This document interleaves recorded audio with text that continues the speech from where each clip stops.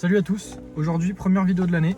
Je vous souhaite d'ailleurs une bonne année 2021 à tous, en espérant qu'elle soit meilleure que la précédente. Moi j'ai commencé cette nouvelle année en changeant de véhicule, vous l'avez vu sur le titre de la vidéo. Ça fait un moment que je pense à me séparer de la série 7, parce que pour utiliser tous les jours, c'est pas le véhicule le plus pratique, que ce soit au niveau du gabarit ou de la consommation.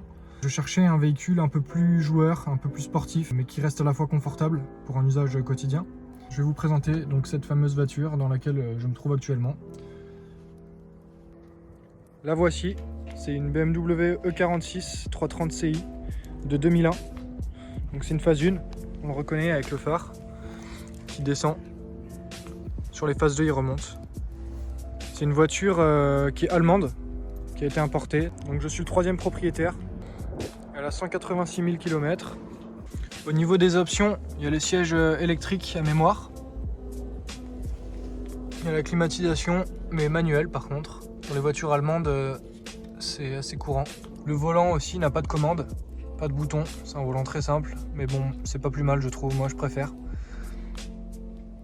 Les sièges avec un bon maintien latéral, mi-tissu, mi-cuir. Les inserts, piano black.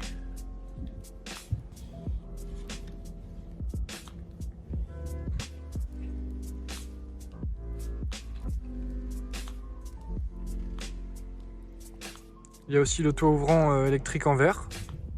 Les 4 vitres qui sont électriques. À l'arrière, c'est pas un carreau qui descend dans la portière puisqu'il n'y a que 2 portes, mais c'est des petits carreaux qui se règlent avec des vérins électriques.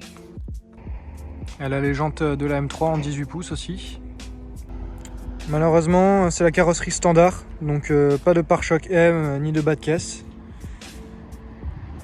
Donc c'est un coupé, 3 portes. Il est assez grand. Il y a pas mal de coffres.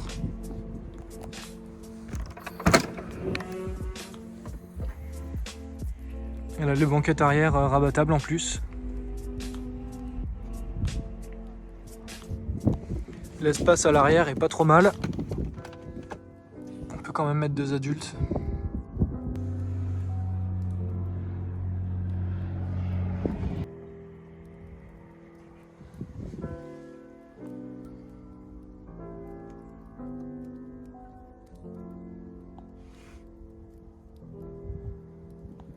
La voiture est entièrement d'origine, du coup. Il y a juste le poste radio qui a été changé pour avoir le Bluetooth quand même. On va un peu parler du moteur maintenant. C'est le M54B30. Il s'agit d'un 6 cylindres de 3 litres de cylindrée avec 2 arbres à cam et 24 soupapes. Il développe 231 chevaux et un peu plus de 300 Nm de couple. Et la voiture pèse quand même 1,5 tonne. À partir des moteurs M50, BMW proposait un système de distribution variable qui s'appelle Vanos. Sur ce moteur M54, il y a le multi-Vanos, mais sur tous les autres M54 de 2,5 litres de cylindrée, 2,8 litres de cylindrée, etc., il n'y a qu'un seul Vanos. Il y a aussi la M3 avec le S54 qui propose le double Vanos. Pour expliquer brièvement, en fait, ce système il permet d'optimiser la puissance du moteur et d'avoir plus de couple à bas régime et à moyen régime. C'est aussi parfois un nid à problème si c'est pas entretenu. Et ça peut être assez cher à refaire si besoin.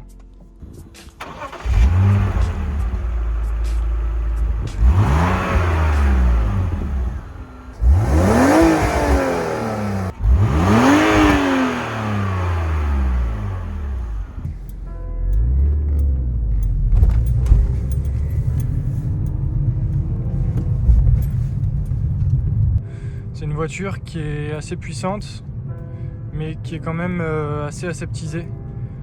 Ça manque un peu de sensation par rapport à la E32, ça n'a vraiment rien à voir. La E32, le moteur tournait pas très rond, était très bruyant, il fallait aller chercher la puissance dans les tours. Là c'est très linéaire, la puissance elle est accessible assez rapidement.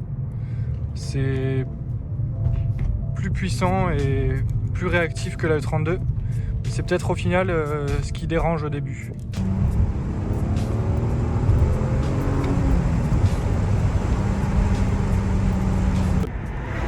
Je pense que ce serait pas mal d'entendre un peu plus le 6 cylindres. Donc une petite modification au niveau de l'échappement, ça devrait déjà résoudre un peu le problème. À part ça, je suis très content quand même. Ça consomme moins que la E32. C'est assez confortable, un peu raide mais juste ce qu'il faut. Au final c'est parfaitement adapté pour un usage en daily. Les sièges sont confortables, il y a un bon maintien latéral. Ils sont pas trop raides non plus.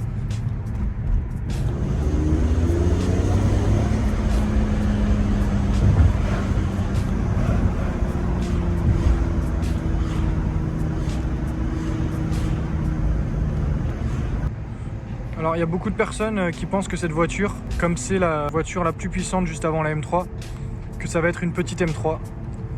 Mais au final pas du tout. Ça n'a vraiment rien à voir avec la philosophie M. Les M3 c'est vraiment des sportives, alors que le 330 CI c'est vraiment une GT au final. Ça reste pas assez radical pour être une M3. Donc j'ai oublié de le dire ça aussi, mais la E46 en fait c'est la génération qu'il y a eu juste après la E36. En fait c'est la 4e génération de série 3. Il y a eu la E21, ensuite il y a eu la E30, ensuite la E36 et enfin la E46.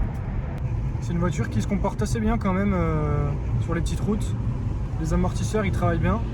Le freinage est assez bon aussi, même s'il n'est pas très endurant. Au bout de quelques gros freinages, je pense que c'est plus la même chose.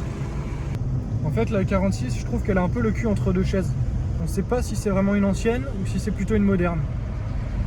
Elle ressemble quand même beaucoup à la E92 et à la E90, qui était la génération juste après.